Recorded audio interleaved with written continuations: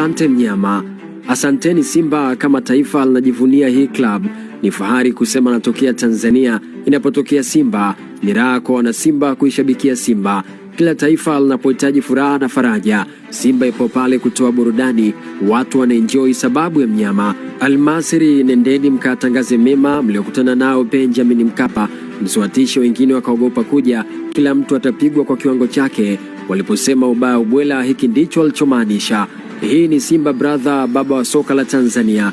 Yaliyo magumu kwa wengine, kwa Simba ni kitonga. Yanawashinda wananchi, kwa wenye nchi yanawezekana. Klabu kubwa yenye historia bora sio Tanzania, ni Afrika kwa ujumla. Chini ya uwekezaji wa Tycoon Mohamed Dewji, kila kitu kinawezekana. Klabu hii iliundwa kwa upekee wa aina yake, na hii safari ya kuiteka Afrika, nendeni muambie wote kuwa mnyama na beba ili kombe. Hakuna wa kuzuia hili lisitokee. Yaliyotokea kwa Almasri ndio picha halisi ya mnyama.